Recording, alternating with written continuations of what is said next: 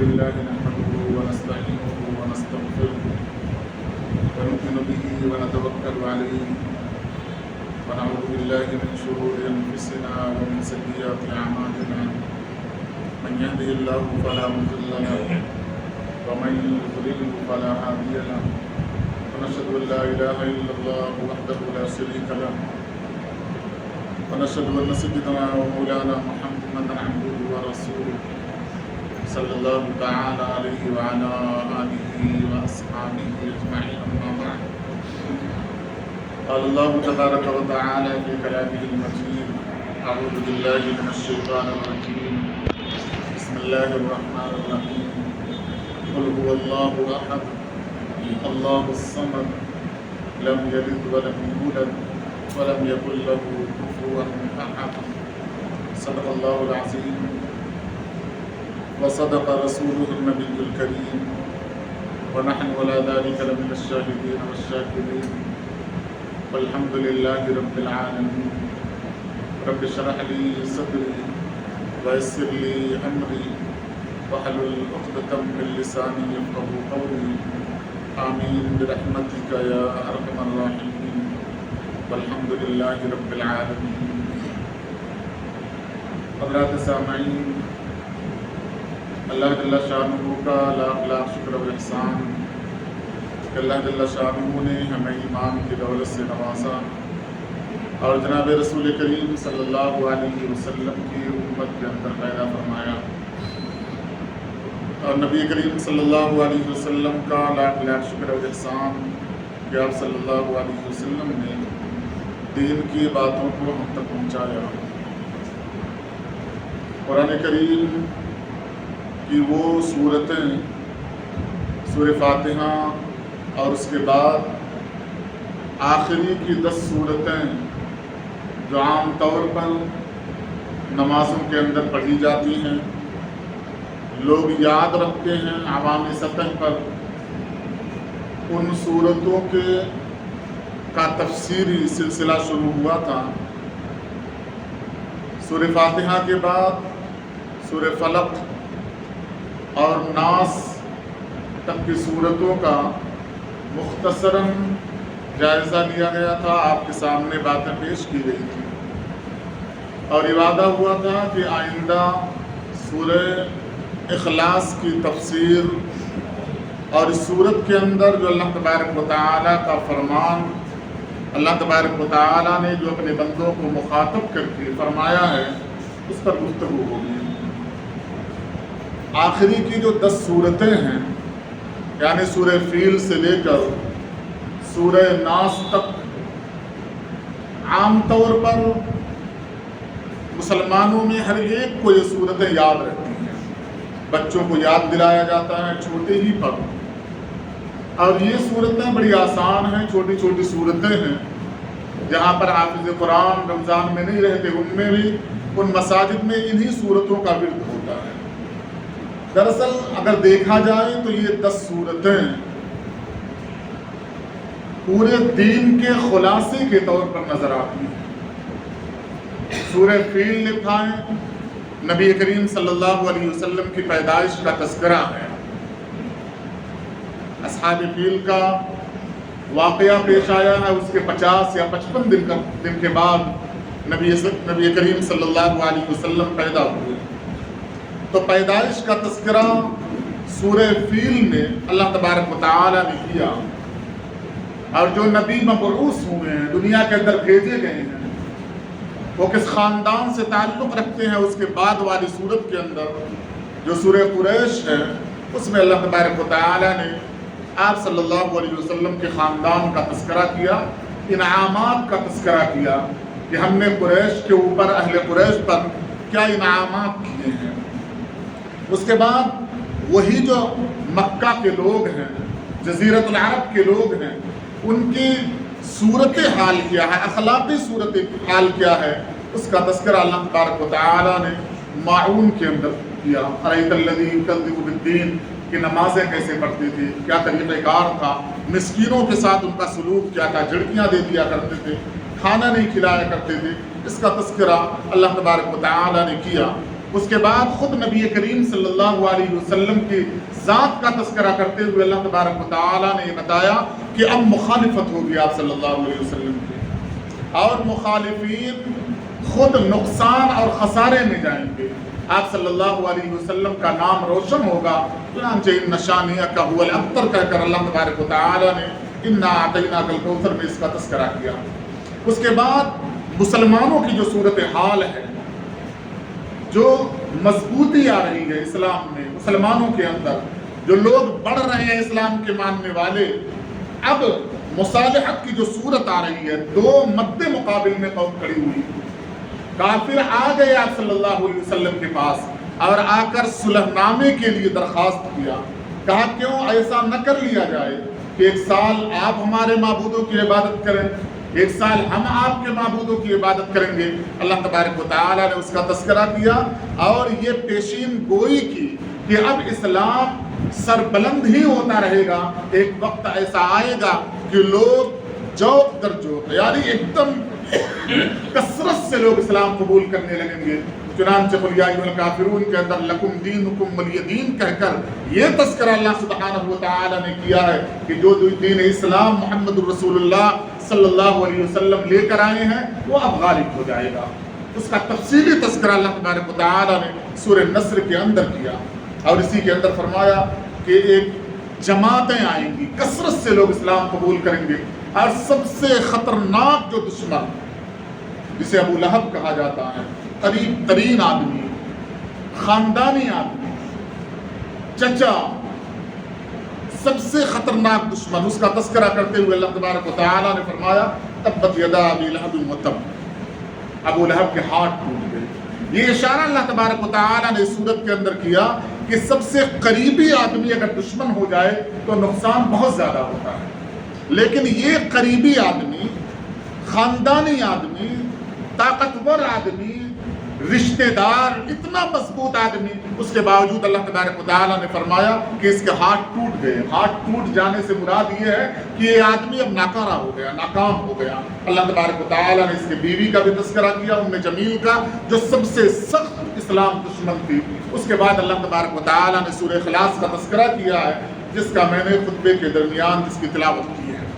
یہاں سے یہ جو 7 صورتیں ہیں، یہ دراصل نبی کریم صلی اللہ علیہ وسلم کی سیرت کو مختصراً بیان کرنے والی 7 صورتیں ہیں۔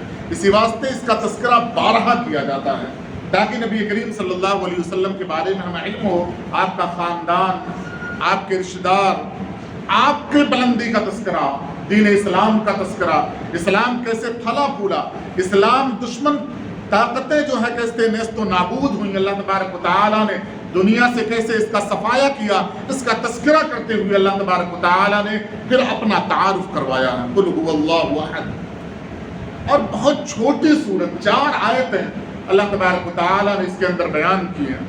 مفسرین نے لکھا ہے کہ یہ صورت کیوں نازل ہوئی، اس کی وجہ کیا ہے۔ فرمایا پہلی بات کہ یہ صورت مکی ہے، بعض مفسرین کا یہ قول ہے کہ مدنی بھی ہے۔ اللہ تبارک و تعالیٰ نے اس صورت کو مکہ کے اندر نازل کیا ہے۔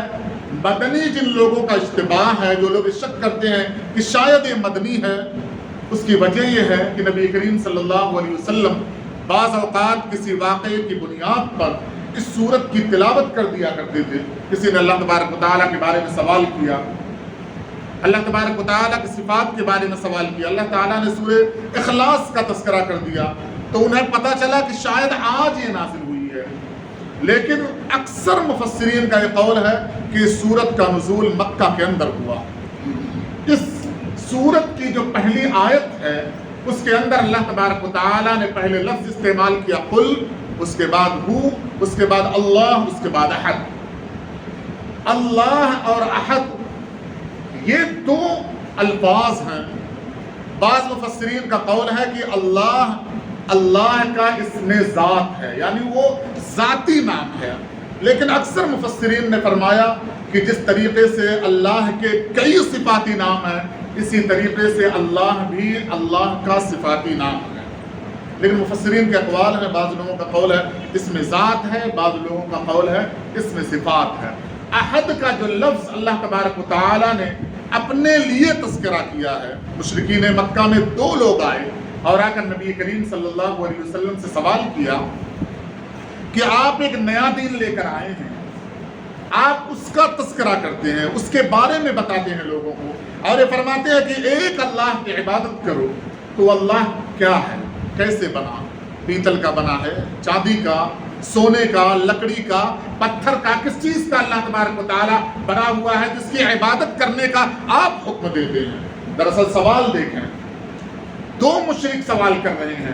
آدمی جب سوال کرتا ہے تو اپنا مزاج سوال کے اندر پیش کرتا ہے، اپنا علم، اپنا نالج، اپنا تجربہ وہ سوال کے اندر پیش کرنا چاہتا ہے۔ مشرکین کئی سینکڑوں بلکہ کروڑوں معبودوں کی عبادت کرنے والے، بعض اوقات حدیث کے اندر آتا ہے آٹا گوندھا سفر میں کہ کھانا کھائیں گے، اس سے مورتی بنائی، اس کی عبادت کرنا شروع کیا، اور بچے ہوئے آٹے سے روٹیاں بنانا شروع کیا۔ جب آٹا ختم ہو گیا، جان پر آنے لگی، تو اسی مورتی کو بھگایا، پھر اسی کو روٹی بنایا کھا لیا۔ تو جس کا ایمان اتنا کمزور ہو، جو اپنے سر کو ایسی جگہ جھکا دے کہ بنا رہا تھا روٹی، بنا لیا خدا، اور جب ضرورت پڑی تو خدا کو کھا لیا، بھوک کو مٹا لیا، ایسے لوگ جب سوال کریں گے اللہ کے بارے میں تو کیا سوال کر سکتے ہیں کہ اللہ کیسا ہے، کس چیز سے بنا ہوگا؟ پتھر سے، لکڑی سے، سونے سے، پیتل سے، چاندی سے۔ یہ اللہ تبارک و تعالیٰ کے بارے میں نبی کریم صلی اللہ علیہ وسلم سے 2 مشرکوں نے سوال کیا۔ حدیث کے اندر آتا ہے اللہ تبارک و تعالیٰ نے سورہ اخلاص نازل کر دیا، فرمایا آپ کہیے کہ اللہ ایک ہے۔ حدیث کے اندر آتا ہے کہ اس سورت کے نزول سے پہلے عرب کے اندر احد لفظ استعمال نہیں کیا جاتا تھا، احد کا لفظ استعمال نہیں کیا جاتا تھا، لفظ واحد استعمال کیا جاتا تھا، جس کا مد مقابل واحد کے بعد 2 ہوتا ہے، تثنیہ، یعنی 1، 2، 3 وہ الفاظ مشرکین مکہ استعمال کرتے تھے، اہل عرب استعمال کرتے تھے۔ اللہ تبارک و تعالیٰ نے جب اپنے وحدانیت کا، اپنے ایک ہونے کا تذکرہ کیا تو اس لفظ کا استعمال نہیں کیا جس کا مد مقابل 2 ہو، 1 اور 2، جس کا مد مقابل ہو، اس لفظ کو اللہ تبارک و تعالیٰ نے رہنے دیا اور فرمایا کہ نبی صلی اللہ علیہ وسلم آپ کہیے کہ اللہ ایک ہے۔ وہ لفظ استعمال کیا جس کا مد مقابل کچھ بھی نہیں ہو سکتا، اور لفظ اللہ استعمال کیا اور اپنی وحدانیت کا تذکرہ کرنے کے لیے کہا وہ اللہ ایک ہے۔ مفسرین نے لکھا ہے کہ جو لوگ یہ کہتے ہیں کہ یہ آیت یا یہ سورت مدنی ہے، وہ حضرت بلال حبشی رضی اللہ تعالیٰ عنہ کا واقعہ سوچیں، دیکھیں کہ جب حضرت بلال حبشی رضی اللہ تعالیٰ عنہ کو اسلام قبول کرنے کی وجہ سے تپتے ہوئے صحرا میں ننگے لٹا دیا جایا کرتا تھا، پتھر سینے پر رکھ دیا جایا کرتا تھا، تو حضرت بلال حبشی احد کیوں کہتے تھے؟ جب عرب کے اندر اس لفظ کا تذکرہ نہیں کیا جا رہا تھا، کوئی پہچانتا ہی نہیں تھا لفظ احد کیا ہوتا ہے، تو حضرت بلال حبشی رضی اللہ تعالیٰ عنہ کی زبان سے احد احد کا جو لفظ نکل رہا ہے وہ کہاں سے نکل رہا تھا؟ فرمایا دراصل اس سے پہلے، ایمان کے قبول کرنے سے پہلے قل هو اللہ احد نازل ہو گئی تھی۔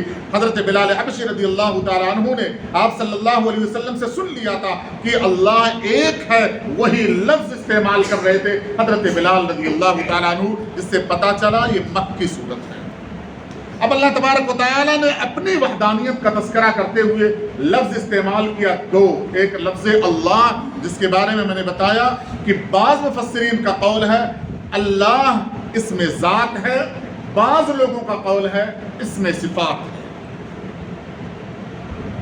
اب دلائل بے شمار ہیں، جمعہ کے اندر جس کا تذکرہ کرنا اتنا ضروری ہے نہ ہی مناسب۔ آپ ان تفاسیر کا مطالعہ کریں، آپ کو پتہ چلے گا کہ اللہ کی ذات کیا ہے۔ مفسرین نے بحث کی کہ اگر ہم اللہ کے بارے میں تصور کرنا شروع کریں، چونکہ اللہ کو دیکھ نہیں سکتے، کوئی مثل نہیں ہے، لیس کمثلہ شیء، اللہ کے مثل دنیا کے اندر یا کہیں بھی کوئی نہیں ہے، کہ جس کے بارے میں ہم تصور کر سکیں۔ اللہ تعالیٰ فرماتے ہیں میں سنتا ہوں، میں دیکھتا ہوں، میں پکڑوں گا، میری پکڑ بڑی مضبوط ہوگی، خطرناک ہوگی، میں دیتا ہوں، میں لیتا ہوں۔ یہ اللہ تبارک و تعالیٰ نے جو الفاظ استعمال کیے ہیں وہ الفاظ وہی استعمال کیے جو ہم استعمال کرتے ہیں۔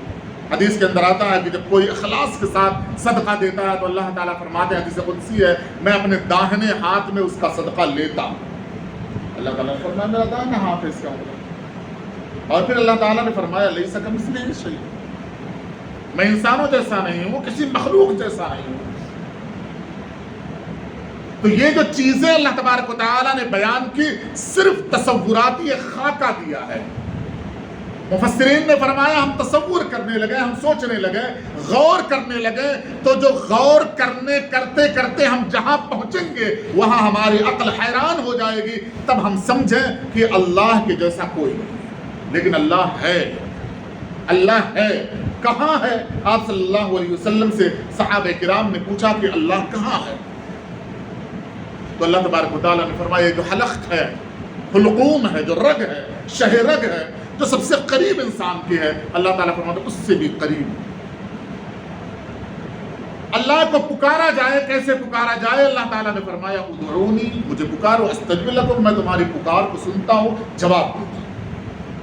پھر فرمایا مجھے دل میں پکارو، یعنی کوئی نہ سن سکے، تمہارا اپنا کان وہ بھی نہ سن سکے تم نے کیا الفاظ استعمال کیے، اللہ تعالیٰ نے فرمایا میں اس کا جواب دوں گا، میں اتنے قریب ہوں، یہ میری ذات ہے، میری صفات ہے۔ اس واسطے اللہ علماء نے لکھا کہ لفظ توحید جو ہے وہ تین اجزاء، اس کے تین چیزیں ہیں کہ اللہ کی جو توحید ہے، توحید ربوبیت، لفظ رب ہونے کے اعتبار سے اللہ ایک ہے، جس کا تذکرہ سورہ فاتحہ کے اندر کیا گیا تھا کہ اللہ تعالیٰ نے فرمایا الحمدللہ رب العالمین، میں پالنے والا ہوں۔ یعنی فرمایا کہ جتنے بھی انسان دنیا کی مخلوق ہے، وہ زندہ ہے، وہ پیدا ہوئی ہے، وہ کارنامہ اپنا میرا ہے، میں اسے کھلا رہا ہوں، پلا رہا ہوں، جس حیثیت سے رکھ رہا ہوں میں رکھ رہا ہوں، میرے علاوہ کوئی نہیں رکھ سکتا۔ اس واسطے تلواروں کے سائے میں بھی بعض انسان زندہ رہ جایا کرتے تھے۔ یہ اللہ تبارک و تعالیٰ نے فرمایا میں رب ہوں، اس واسطے یہ کائنات کا نظام چل رہا ہے۔ یہ جو اللہ تبارک و تعالیٰ کی توحید ہے، توحید ربوبیت، رب ہونے کی حیثیت سے اللہ ایک ہے۔ تمام کائنات جس وقت قرآن کریم نازل ہو رہا تھا، اس حیثیت سے اللہ کو اللہ ماننے کے لیے تیار تھے، مان رہے تھے۔ آپ مشرکین مکہ کی پوری تاریخ اٹھا کر دیکھیں، وہ یہ کہتے تھے کہ اللہ ایک ہے، لیکن یہ جو لوگ ہیں وہ اللہ کا ساتھ دے رہے ہیں۔ کام بٹا ہوا ہے، اللہ کا کچھ کام اللہ کرتا ہے، کچھ کام یہ کرتے ہیں، لیکن ہے اللہ ایک۔ رب ہونے کی حیثیت سے مجھے پیدا کیا اللہ تعالیٰ، مجھے مارے گا، مجھے کھلاتا ہے، پلاتا ہے، تمام کائنات اس بات کو تسلیم کرتی تھی، لیکن الہ ہونے کی حیثیت سے، معبود ہونے کی حیثیت سے، عبادت جس کی جائے وہ ایک ہے، اس حیثیت سے کوئی ماننے کے لیے تیار نہیں ہو رہا تھا۔ وہ صرف ایک مخلوق میں ایک جماعت ہے جو ماننے کے لیے تیار ہو گئی، جو ہم اور آپ ہیں۔ ہم مان رہے ہیں کہ اللہ معبود ہونے کی حیثیت سے بھی ایک ہے۔ ہم معبود جس کی عبادت کی جائے، جس کے سامنے جھکا جائے، جس سے مانگا جائے، جو مزاج کو پرکھنے اور سمجھنے والا ہو، وہ ذات ہونی چاہیے۔ وہ اللہ ہے جس نے اپنا تعارف کرتے ہوئے کہا کہ میں عرش پر مستوی ہوں، اور پھر فرمایا کہ تم سوچو، تمہارے تصورات سے بہت قریب ہوں۔ عرش، اس کا تصور دیا گیا، 7 آسمان، اس کے اوپر اللہ تبارک و تعالیٰ کی کرسی، اس کے اوپر عرش، اور اس کا یہ تصور ہی نہیں کیا جا سکتا کیا لمبائی کیا اونچائی ہوگی۔ اتنی اونچائی پر جو رب ہے وہ فرما رہا ہے تم دل کے اندر سوچو گے، اس سوچ سے آواز جو نکلنے والی ہے، جو تمہاری کان سماعت نہیں کر سکتا، وہ میں سن رہا ہوں۔ یہ اللہ تبارک و تعالیٰ نے اپنا تعارف کرایا، پھر فرمایا کسی انسان کے جیسا، کسی جانور کے جیسا، کسی مخلوق کے جیسا مجھے نہیں سمجھنا، بس یہ سمجھنا میں ہوں تو ہوں۔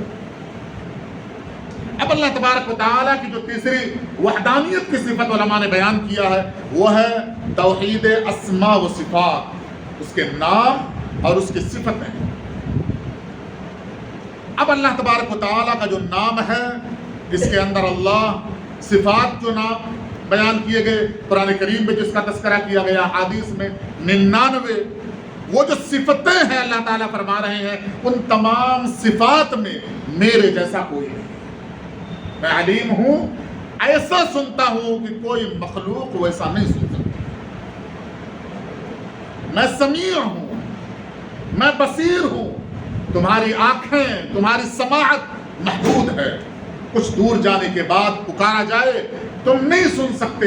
اللہ تبارک و تعالیٰ فرماتے ہیں کالے پہاڑ کے اوپر کالی چیوٹی چلے رات کے اندھیرے میں، اس کی حرکت کی جو آواز ہوتی ہے وہ میں سنتا ہوں اور اس کی حرکت کو میں دیکھتا ہوں۔ یہ اللہ تبارک و تعالیٰ نے اپنی صفت کا تذکرہ کیا، فرمایا میرے جیسا کوئی نہیں ہے، وہ صفات میرے اندر ہے۔ اگر بندہ اس صفت میں کسی ایک کو بھی شریک کر دے، یہ سوچ لے کہ اللہ رزاق ہے، رازق ہے، دینے والا ہے، یہ بندہ بھی دینے والا ہے، اس نے اللہ تبارک و تعالیٰ کے ساتھ انصاف کا معاملہ نہیں کیا۔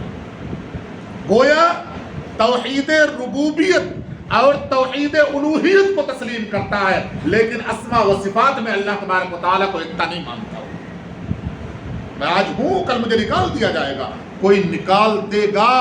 اگر یہ دل کے اندر تصور آ گیا گویا میں اللہ کو ویسا نہیں مان رہا ہوں جیسا میرا رب مجھے چاہتا ہے ماننے کے لیے۔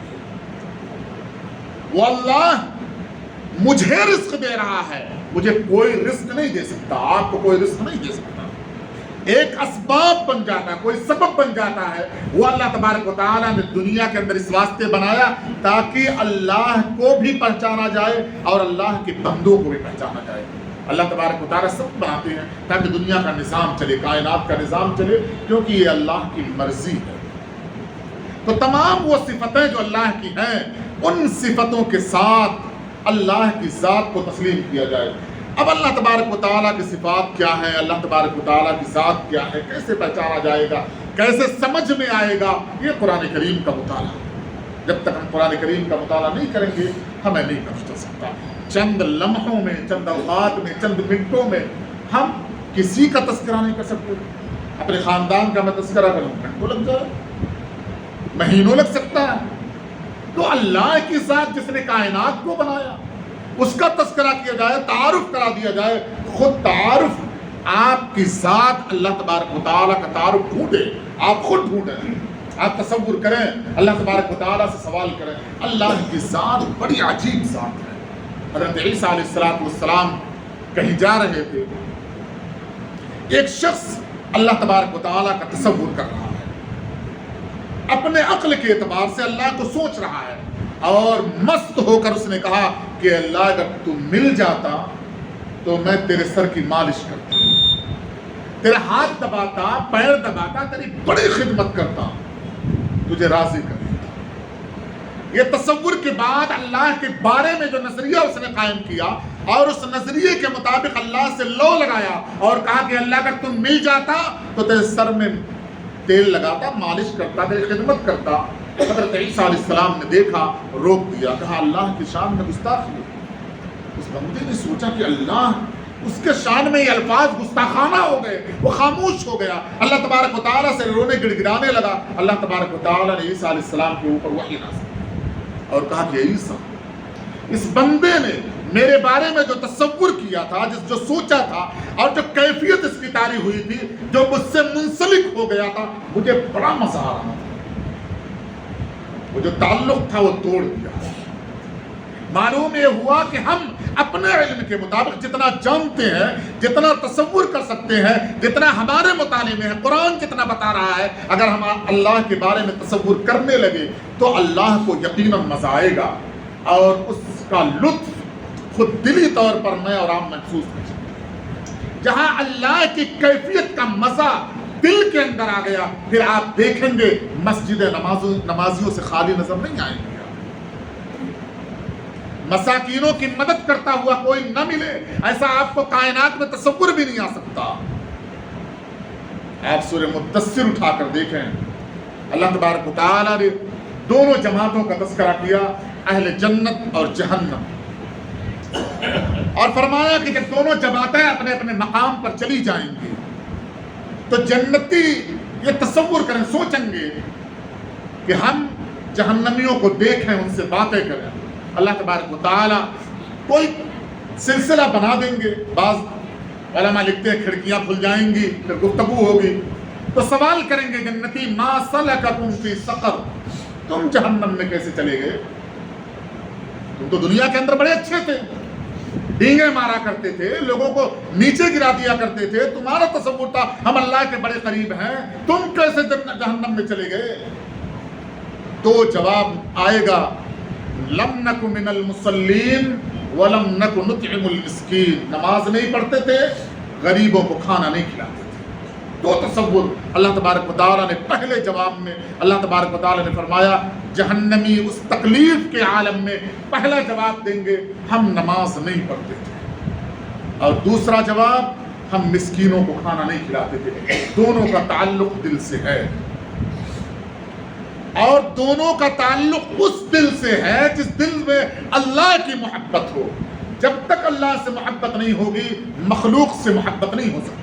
अल्लाह की मोहब्बत है कि बंदा कान लगाए हुए रहता है, रात में सोया हुआ है, तसव्वुर कर रहा है कहीं ऐसा ना हो फजर की अजान हो जाए, मैं न उठ पाऊं, मेरी नमाज कज़ा हो जाए, मेरी नमाज छूट जाए। ये मोहब्बत और ताल्लुक है कि उसे बार बार उठा रहा है, बार बार जगा रहा है, और वो तसव्वुर यही है कि चलते फिरते वो देखता है कि किसी का चेहरा सूखा हुआ है, उससे सवाल करता तुमने खाना खाया?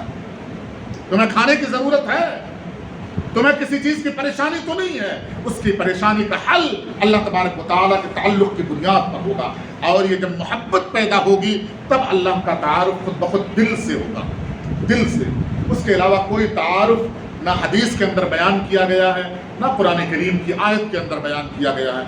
अल्लाह ने अपना तस्करा करते हुए लफ्ज़ अहद इस्तेमाल किया है। आपसे दरख्वास्त है कि लफ्ज़ अहद के माने जाकर आप सोचें, कुरान करीम में सवाल करें, गूगल सर्च है आप उस पर सर्च करें, अरबी के एतबार से, इंग्लिश के एतबार से आप थोड़ा सा पढ़ें ताकि पता चले जिसके बारे में हम बार बार कहते हैं कि अल्लाह एक है, अल्लाह एक है, उसके अंदर क्या माने सुमोए हुए हैं, क्या मफहूम है, जिसकी अदायगी के लिए हमारे पास जबान नहीं है, अल्फाज नहीं है।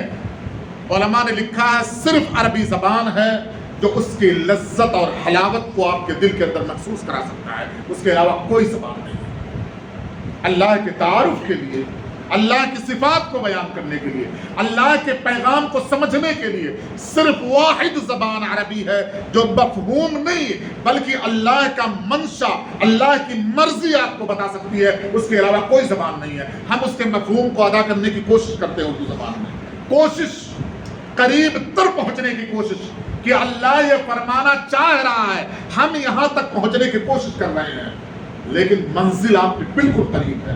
कुरान आपसे बिल्कुल करीब है। कुरान पुकार रहा है कि ऐ मेरे मानने वाले, ऐ मेरे रब के मानने वाले, जिसका मफहूम, जिसकी अदायगी मैं हूँ, मैं तुम्हारे हाथ में हूँ, बड़े करीब हूँ। बड़े सादा अल्फाज में, बड़े आसान में, वलक़द यस्सरनल कुरआन लिज़्ज़िक्रि फहल मिन मुद्दकिर, अल्लाह ताला ने फरमाया बड़े सादे, बड़े आसान अल्फाज में, इतने सादे, इतने आसान अल्फाज में कि मैंने कई जुमा पहले बताया था कि वाहिद अरबी ज़बान है जिसके मफहूम को ना जानते हुए भी बंदा उसकी रीडिंग कर सकता, पढ़ सकता। उसके अलावा कोई ऐसी ज़बान आपको नहीं मिलेगी जिसके मफहूम और मतारिफ के बारे में आपको पता न हो, आप पढ़ सकें, ऐसा हो ही नहीं सकता। वाहिद ज़बान एक है अरबी, आप कुछ नहीं जानते उसके मफहूम को, फिर भी अल्हम्दुलिल्लाह रब्बिल आलमीन से सूरह नास तक की पूरी तिलावत करते हुए चले जाते हैं। ये अल्लाह का करम है कि अल्लाह ने चुटकियों में आपको दे दिया। आप थोड़ा सा गौर करें इसके बारे में। अल्लाह ताला ने मैंने दे दिया, अब तुम गौर करो। अल्लाह ताला ने क्या फरमाया? तुम फिक्र करो, तदब्बुर करो। क्या तुम अक्ल नहीं रखते? क्या तुम जाहिल हो? ये अल्लाह तबारक व तआला ने किससे कहा? जिसे पता है, जो जानता है, जो पढ़ता है, उसके बारे में अल्लाह ताला ने गैरत को जोड़ा है, निचोड़ा है कि तुम तो बहुत जानकार हो भाई, जाहिलों की जैसी हरकत क्यों कर रहे हो? पढ़ो। क्या तुम्हें पढ़ना नहीं आता? क्या तुम अक्ल नहीं रखते? क्या तुम गौर व फिक्र नहीं करते? ये अल्लाह तबारक व तआला ने बराह रास्त मुसलमानों को मुखातब किया, हमें मुखातब किया कि तुम अपने अक्ल का इस्तेमाल करो, अपने इल्म का इस्तेमाल करो, कुरान करीम का इस्तेमाल करो, उसके मफहूम के समझने के लिए जितने ट्रांसलेशन हो सकते हैं सब इस्तेमाल कर लो। आप मफहूम के समझने के लिए अरबी ग्रामर अगर समझना चाहें, खुदा की कसम 3 महीने से ज़्यादा नहीं लग सकता। 3 महीने के बाद आप सिर्फ आधा घंटा दें डेली। हफ्ते में 5 दिन आप काम करते हैं, 5 दिन लगाएं, आधा घंटा, उससे ज्यादा ना लगाएं। 3 महीने के बाद आइएगा, आप खुद तर्जुमा करके बताएंगे। इतना कुरान आसान है। आप मुफस्सिर नहीं बनना है कि आपको तफसीर लिखना है, आपको अल्लाह के पैगाम को समझना है। अल्लाह आपसे क्या कहना चाह रहा है आपको ये समझना है। इसके लिए सिर्फ 3 महीने का कोर्स है। वो कोर्स ऑनलाइन भी, आपको किताबें मार्केट में भरी पड़ी हुई हैं, आपको किसी की कोई ज़रूरत नहीं है। आप किताब उठाएं, पढ़ लें, मफहूम को समझ लें। जहां न समझ में आए, किसी आलिम को रोक कर आप अगर पूछेंगे, खुदा की कसम फौरन बता देगा, फौरन बता देगा। सबसे आसान, सबसे सस्ती गोली उलमा है आज के ज़माने में, सबसे सस्ते। मुफ्त में आप पढ़ा लो, शुक्रिया के तौर पर पढ़ा लो, थोड़ा सा हदिया दे के पढ़ा लो, थोड़ा सा खाना खिला के पढ़ा लो। दुनिया के अंदर इतना सस्ता आदमी आपको नहीं मिलने वाला है जो रब के कलाम के मफहूम और मानी को आपके दिल के अंदर उतार दे। उसके बावजूद अगर आपने न समझा तो क्या आप समझते हैं कल क़यामत के दिन अल्लाह तबारक व तआला आपको छोड़ देंगे? सवाल नहीं करेंगे अल्लाह ताला। इतना आसान था। हजरत उमर और दीगर सहाबा एक दिन मजदूरी, एक दिन छुट्टी, तुम मजदूरी करने जाओ, मैं पढ़ूंगा, तुम्हें शाम में बताऊंगा, ताकि घर भी चलता रहे। हमारा घर चल रहा है, सारी चीजें हमारे पास मौजूद हैं। अगर आप भी ना समझ में आएगा तो खुदा की कसम कभी शायद ज़माना वो आएगा। अल्लाह तबारक व तआला से दुआ भी करें और मेहनत और कोशिश भी करें कि अल्लाह ताला कुरान करीम को समझ कर पढ़ने की तौफीक इनायत फरमाए। आमीन।